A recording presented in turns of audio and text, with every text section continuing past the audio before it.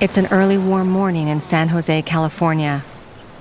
You're on your way to work as the palm trees cast long shadows in front of you, and you feel the gentle breeze off the Pacific Ocean.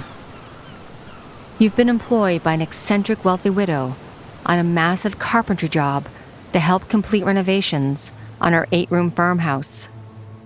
But the work is never-ending and defies all logic. Staircases lead nowhere. Windows open into solid walls.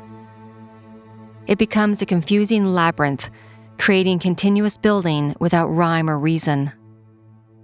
There are rumors that the widow has gone mad over the loss of her husband and daughter, and that their spirits wander these hallways. You arrive at the mansion and are given your task for the day. And as you pick up your tools, you feel like you're being watched. You shake it off and get to work. You're the only carpenter assigned to the area. As the sun rises and warms your face, you take a minute to enjoy the feeling. When you get back to work, you reach for your hammer, and it's not there. You didn't hear it fall, so how could it be gone? Suddenly, the temperature drops, and a sense of uneasy envelops you. You leave your post and feel a hand press on your back. And in a flash, you spot your hammer in a room you've never been in. As you take a step to retrieve it, fear takes hold, because in that moment you realize you're not alone. Unseen fingers tug at your clothing, and then you hear a whisper say, "Get out." I'm Nadine Bailey, and this is Haunted Canada. Join me as I share the story of one of the most cursed homes in the world and untangle the web of mysteries surrounding the maze-like halls of the Winchester House. Nestled within the heart of San Jose, California, near what today is Silicon Valley, amidst the palm trees, lies the Winchester House, one of the most haunted mansions in the world.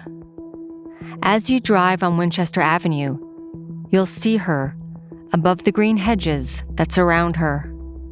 A 4-story Victorian and Gothic-style marvel, renowned for its size and architectural curiosities, which have captivated tourists and ghost hunters alike.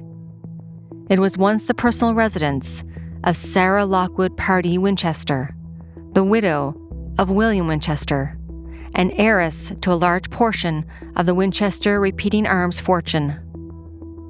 She was born Sarah Lockwood Pardee in the summer of 1839 at 29 Orange Street in New Haven, Connecticut, the 5th child and 4th daughter born to parents Leonard and Sarah Pardee.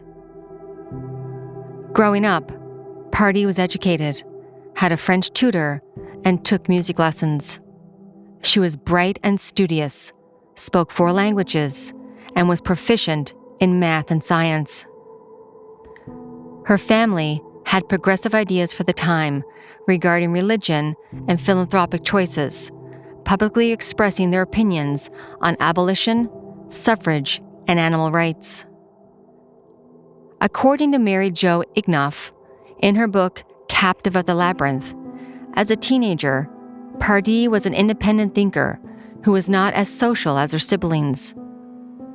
She was a beautiful young woman nicknamed the Belle of New Haven, and her neighbor took notice. William Winchester, her future husband, was a childhood friend, and that closeness led to romance. They fell in love. 23-year-old Sarah married 25-year-old William Winchester on September 30th, 1862, in New Haven. Due to the shortages caused by the Civil War, the newlyweds moved into William's parents' home with the hopes of building one of their own once the conflict was over. In 1866, they began construction. All the while, William joined the family business, the renowned Winchester Repeating Arms Company, which became wildly successful during the Civil War on account of the company's best-selling rifle, the Winchester 1873. It is known as a gun that won the West, as more than 700,000 rifles were sold in 1916. Sharpshooters and marksmen Buffalo Bill Cody and Annie Oakley often used it in their performances and shows. Even former President Teddy Roosevelt loved the gun and endorsed it. So the Winchester's business was booming. The heir to the fortune wanted a family, and so did his wife Sarah. On June 15, 1866, the couple was blessed with a baby girl they named Annie Pardee Winchester. But the joy was short-lived. The baby suffered from marasmus, which meant baby Annie was unable to process calories and sadly died of extreme malnutrition 6 weeks later. Sarah and William were devastated by the loss and withdrew from society. Sarah remained secluded for nearly a year, mourning the death of her only child. The couple began construction on a home in Prospect Hill, Connecticut, the same year Sarah had a baby, and all along, William's fortune grew. With their new riches, they built a mansion, and once Sarah was well enough to re-enter society, she threw herself into the project. Even though she had no formal training, she took it upon herself to decide on most of the home's architectural design, something that she excelled at, spurring on a lifelong interest. She learned about real estate investment and financial strategies from William and her father-in-law. The house was completed in 1868, was approximately 20,000 square feet, and had over 20 rooms with marble floors, decorative fireplaces, chandeliers, large bay windows, plaster ceilings, and a circular drive in front. But again, tragedy lurked around the corner. In June 1869, her father died, possibly from rheumatoid arthritis. Then, in a span of 1 year, she lost her mother in May of 1880, her father-in-law, Oliver Winchester, and then her husband in March of 1881, following a long battle with tuberculosis. Upon the death of her beloved husband William, Sarah inherited $20 million and a 50% stake in the Winchester Gun Company, worth $20 million at the time. But no amount of money could bring back her husband, and Sarah went into permanent mourning. Grief consumed her as she wore a black taffeta dress with a black hat and a lace veil covering her face at all times. She sought answers to explain why so much tragedy would befall her, and she turned to a spiritualist. That decision would haunt Sarah for the rest of her life.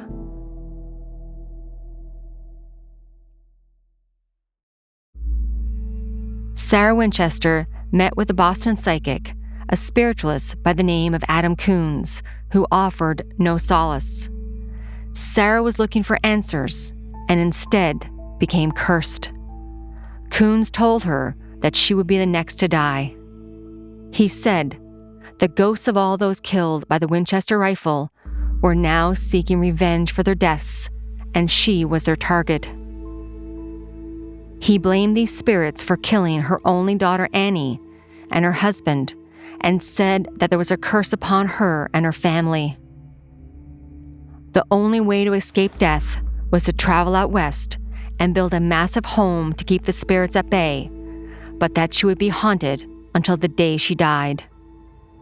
Sarah took the medium's prediction to heart and moved west.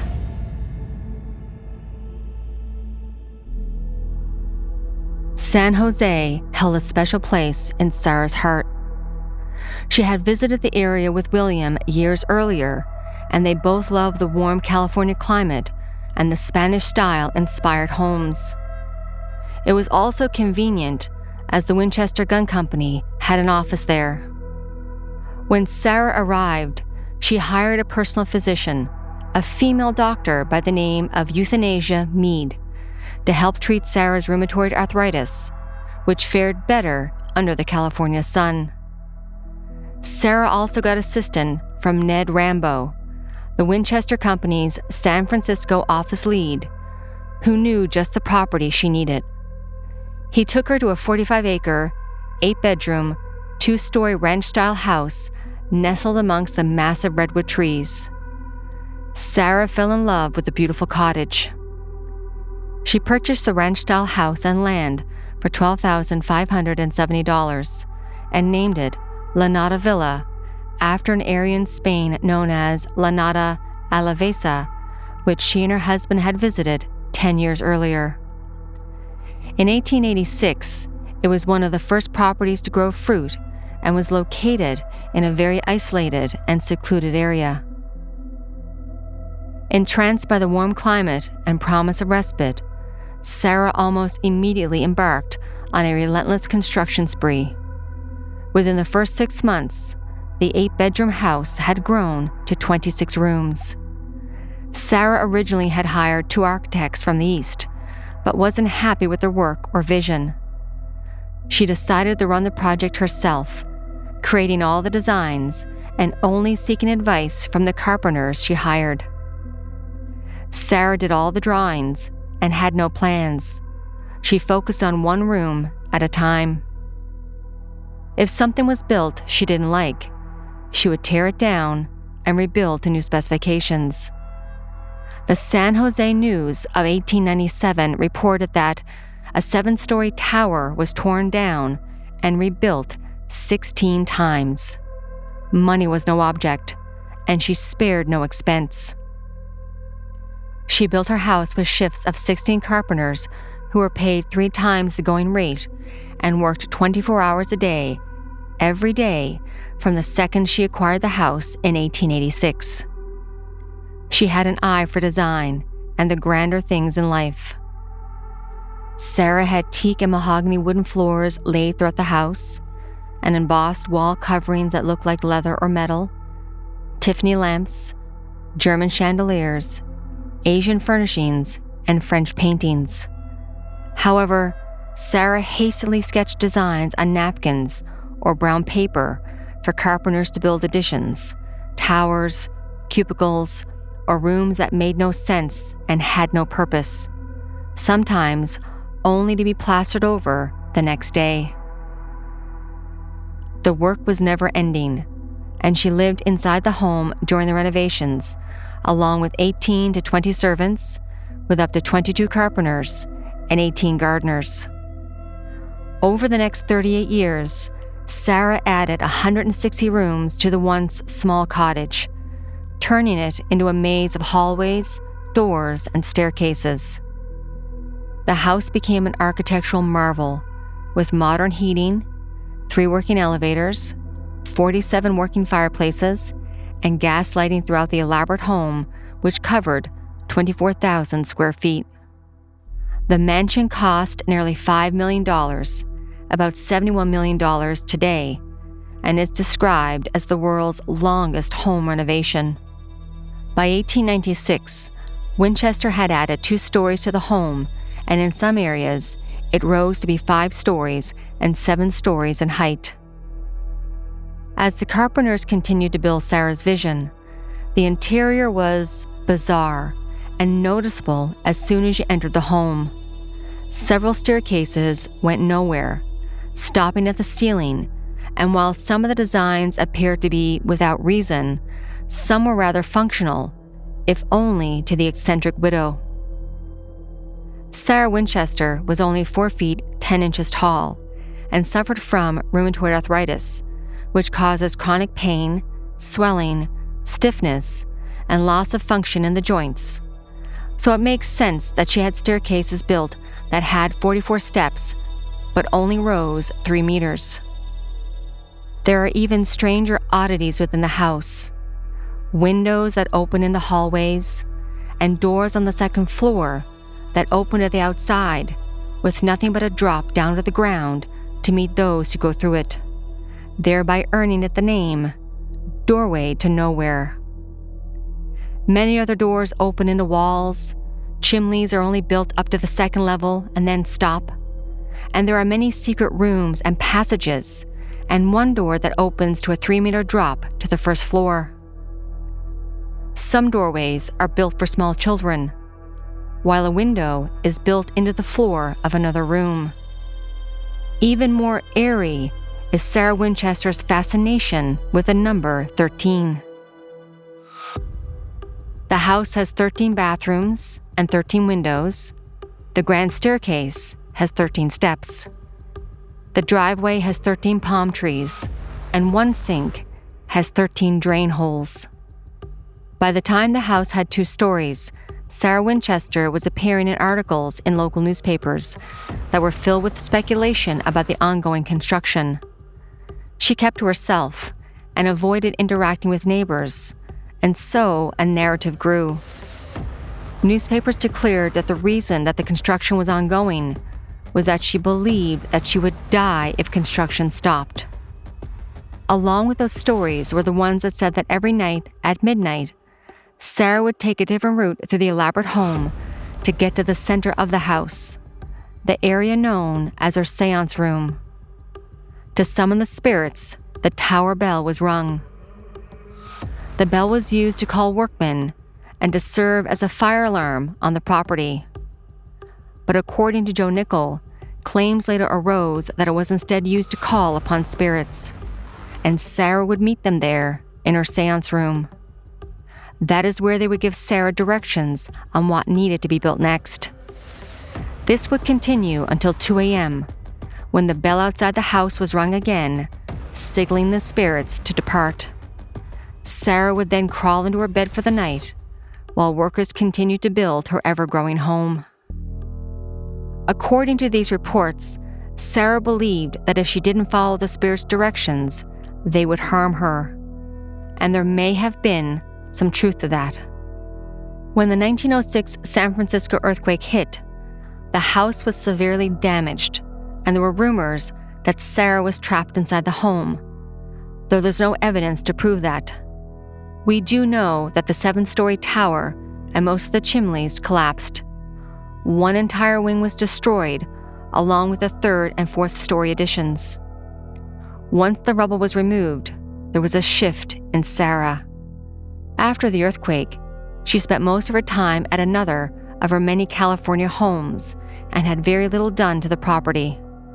By 1910, her health was failing, and except for odd maintenance jobs and an elevator added in 1916, she did little else to the house.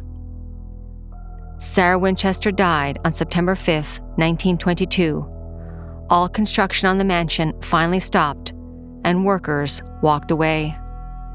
The house had 160 rooms, 2,000 doors, 10,000 windows, 47 stairways, 47 fireplaces, 13 bathrooms, 6 kitchens, 2 ballrooms, 3 elevators, and 2 basements. Outsiders finally got the opportunity to view the Winchester House, and they were mesmerized by the maze of hallways, staircases, and oddities that encompassed the house. When Sarah Winchester took her last breath, she left behind a legacy of intrigue and mystery. The massive house was purchased shortly thereafter by local businessman and roller coaster designer John H. Brown, who opened it up to visitors and embraced the ghostly lore of the mansion. In the 1920s, Harry Houdini, the world's renowned illusionist, visited the Winchester mansion. He stated that, quote, "It is a house full of mysteries," and he named it the Mystery House, and that name has stuck to this day. And the house's biggest secret isn't that spirits drove Sarah Winchester to build a labyrinth mansion, but that a spirit has remained trapped inside all these years later.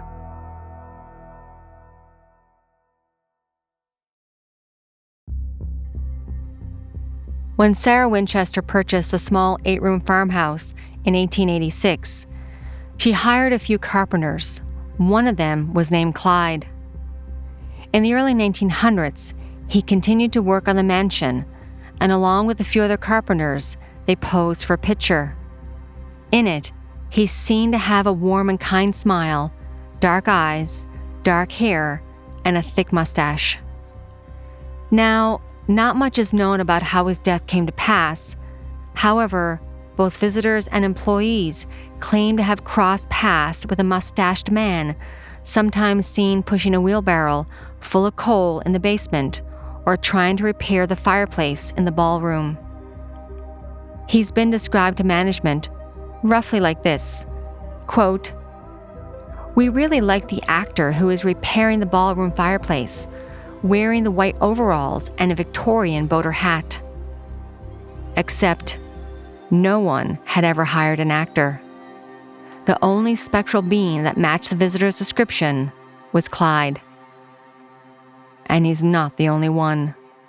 Over the years, many employees have heard footsteps throughout the house when there's nobody else there. One employee, Danny, a longtime maintenance worker, documented his experience. He said he was entering the water tower when he heard the sounds of footsteps just above him. This is an area that was off limits to the public, but Danny could hear footsteps just one step ahead of him. When he checked around him and the floor above, nobody was found. When people who have worked at the Winchester House have heard phantom footsteps seemingly just behind them or in front of them, but when they check, there's nobody ever there. Even more terrifying are the shadowy human-shaped figures often seen out of the corner of the eyes of visitors walking throughout the house. Many have reported that they've seen something, but when they turn around, there's nobody there. Staff and visitors have often seen a mysterious figure just in front of them in the hallways, but when they take a second glance, it vanishes. Even more terrifying is what visitors see from the outside. While enjoying the sprawling and manicured gardens, they've looked up to see a mysterious figure in the shape of a woman staring out of the windows. She hovers, and then, just as quickly as she appears, she disappears. This phenomenon was documented by a former marketing director when they took a photo in 2015 from the outside of the house and caught what appears to be a human-shaped figure looking out from one of the second-floor windows onto the gardens. Who the person was in the window still baffles people to this day. Whether it's the lingering spirits of Sarah Winchester or many of the tormented spirits who were victims of her husband's fortune, it's unclear. What is for sure is that the Winchester House remains a beacon of otherworldly phenomenon and a place for chilling encounters. As recently as April of 2019, an architectural historian met with Janet Bowman, the Winchester's house historian, to present his findings on who had created the amazingly beautiful stained glass windows in the mansion. The investigation was due to the fact that many believed that the beautiful stained glass windows were made by Tiffany's, but the company didn't use beveled glass, which is what was used in the house. Convinced that at last one of the mysteries of the house had finally been solved, Bowen was sad to hear that the historian found no hard evidence, although they had suspicion to believe that the glass came from a glass artist in San Francisco. Then, the strangest thing happened, recounts Bowen. The very next day, a restorer uncovered a perfectly preserved envelope that had been hidden inside the wall for 125 years. Addressed to Mrs. S.L. Winchester, it bore the elaborate logo of the Pacific American Decorative Company, the very company the researcher had concluded was the maker of Sarah's windows. It seems that day, the eccentric widow was ready to reveal one of her mysteries, while keeping the rest of it trapped inside the labyrinth house she created for the rest of time.